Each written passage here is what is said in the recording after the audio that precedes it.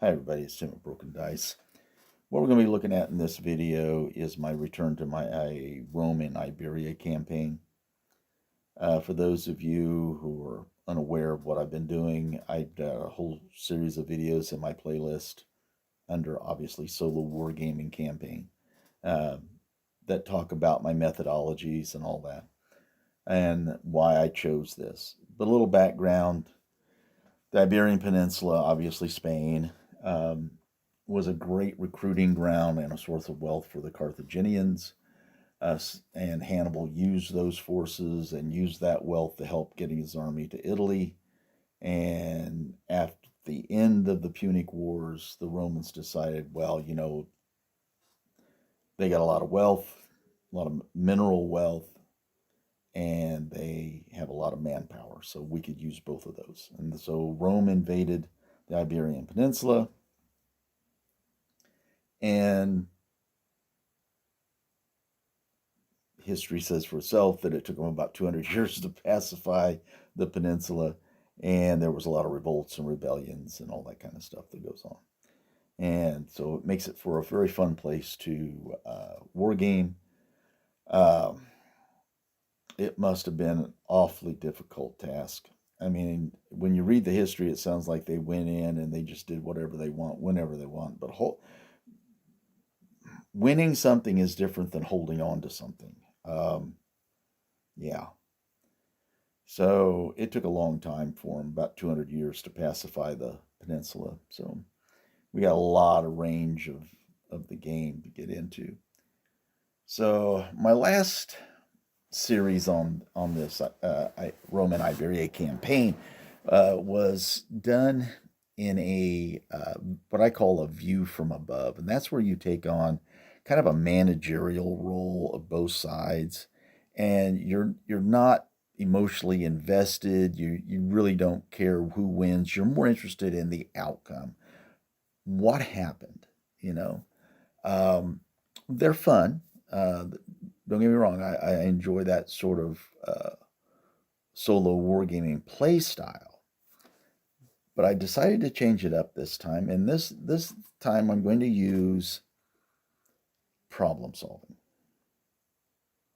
Now, obviously, all games consist of problem solving. That's why they were designed, to help you learn how to solve problems. They're not just entertainment. So, what I decided to do, after I went through a lot of complex possibilities for doing this, I've narrowed it down to two problems for my Iberian forces. One, I'm going to have changing locations of objective markers. And you see them on the table there. There's a gold, a silver, and a bronze, like the Olympics. That means nothing. You can make it something if you wish. You can give the points values and all that kind of stuff. But right now, they're just objective markers. And each one of those is going to be placed in a kind of a evened out across my 6 foot table. So one every 2 feet. And what's going to happen is on turns 2, 4, and 6, I'm going to roll for those objective markers to see if they move. Now, obviously, if they're in section 1 and I roll a 1, then that means that objective marker is going to stay. And since I'm rolling a 4-sided dice, if I roll the number 4, it doesn't move. It achieves the same thing. I mean, if you're in a 1 and you roll 1, then it stays at 1. But if you're in a 1 and you roll a 4, it just doesn't move. You could play with that somehow to where there are certain benefits or something. That would be a whole different level of mathematics you could put into the game, but let's not do that right now. So let's just, for examples, as we're looking at the table here, on the left with the Romans uh, on the hill there, off to the left on the top of the picture, say behind them I put the gold marker. And then the silver marker is more towards where the tall trees are and the Roman commander up by the villa. And then off to the far right, where the other, uh, you can kind of see it over there, where that other like sub commander is, we can put one of those other markers. Well, Okay, so we have all three of them on the table. And so the first two turns go along, and then we roll to see what happens. All right. And I have decided that I'm going to roll at the end of the turn. So at the end of turn 2, at the end of turn 4, and at the end of turn 6, we'll roll to see if they move or not. Okay. Well, the problem that'll create as they move, if or expecting the possibility of them, will change your tactics, will change your strategy overall about how you proceed in the game, let alone this wall of steel that I'm looking at right here. The second problem I'm going to put in is changing alliances. And that comes from having unreliable allies. And the way we're going to work through that is that I have my army general, and whether he has a division under his direct control or he's more of an overall general, which will cause other kind of complications we can see. But in this example that's on the table right now, my Iberian general has his own division. So we roll a dice for the other two divisions that's on the table, and the lowest roll becomes that division that is, well, probably consists of unreliable allies. Now, we can go back through history. I can tell you, like, let's say the Stanleys at Bosworth. There was, it was either Sekihara or Kawakujimi in Japan's feudal period, where an army, one whole division, was just kind of became inert, just did not engage on the side that it was originally supposed to be with. And you have some places that are there's just outright betrayal that happens, and they turn against their own host. That could be an issue, a problem you'd have to try to deal with. I don't think I'm going to add an actual traitor type situation where it actually turns and fights against my forces. I mean, you could add that and maybe take out something else. But I think that adds a level of complexity, and your ability to solve a problem would become insurmountable. And we don't want that either. You've got to have a chance of solving the problem. I don't want it greater than a 50-50 chance. I want the dice and my decision making to be a great part of that.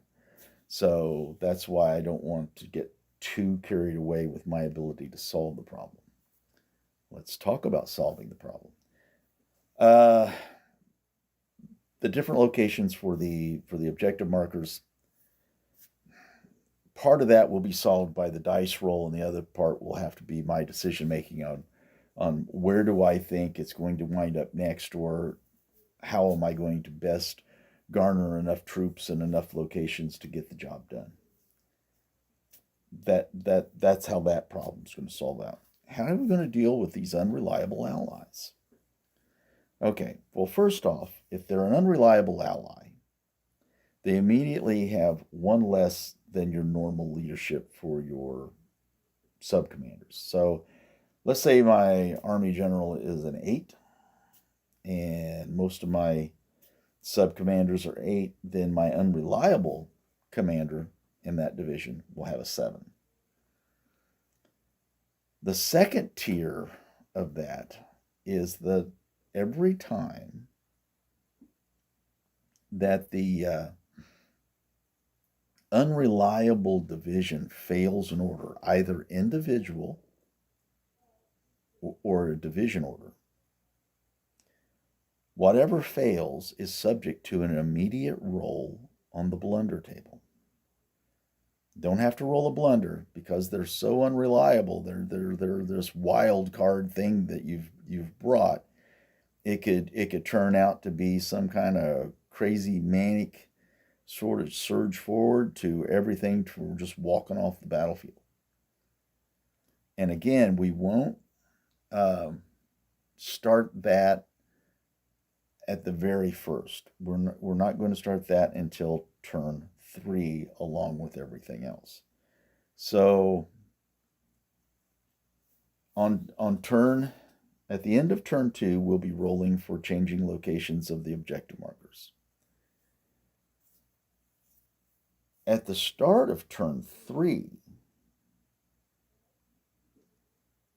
that's when we have to start checking the reliability of our allies.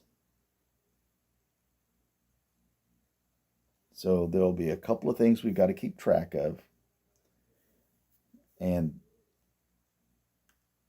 it'll be interesting to see how this turns out and what I need to do to solve the problem. And also, okay, you ask yourself, well, Tim, if you lose a whole division, how are you possibly going to solve this problem? You've given yourself such a tremendously a huge disadvantage, let's say. Well, my problem solving effort comes in my reserve division.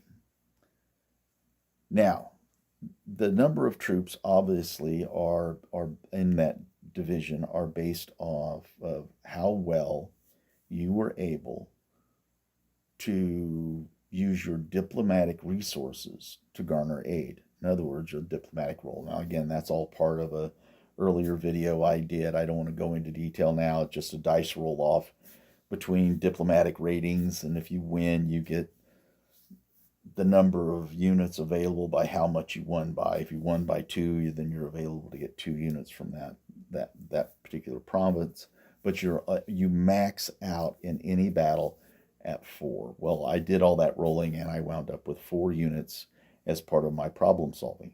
It could be that I wind up with no units to help me solve this problem. So therefore, I may have to take on a completely different strategy. I may have to come up with, the only thing I can do is deal damage, try to get one of those objective markers, and then head for the hills. You just kind of got to play this by the hand you're dealt at the moment, not some long range strategic planning. So it'll be very interesting. Be very interesting to see how these things move about and how reliable or unreliable my allies become. Now, once they're involved in combat, and they don't need to roll on the blunder table and stuff like that if they're engaged. But as long as orders are failed, they go to the blunder. If they pass all their orders, good for me. But we'll see. It's very rare I go through a game with a commander of a leadership of 7 that they don't fail at least 1 or 2 orders. I mean, minimum 2. I have never seen one get through without it. All right. Well, that's enough for this video. But this is where we're at. This is going to be the first battle. Kind of gives you kind of look at the Roman position there on the hill. Let me bring this back just a little bit. You can see some of my Iberian troops. Yeah. I haven't rolled to see which division, so it'll be one of these 2 divisions here on the left and the right. Or left and the right, that's silly. The center division that's right in front of the camera, or the one off here to the left. That one, I have to roll a dice for those yet. But that'll all be talked about in the next video. So everybody's, if you like this kind of thing, hang in there. I think this will be kind of interesting. You can kind of critique my problem solving. I'm going to put myself in the crosshairs. If you like this kind of thing, give it a thumbs up. Leave a comment down below what you think. You'll get more information to tell me what you think after the first game and how it pans out and in my review of that. But all that being said, we're getting ready to start this. There'll be some more painting videos that I'm doing. I'm working on my Successor Kingdoms army. That'll be fun to get done. So everybody stay safe, stay well, and I'll see you next time.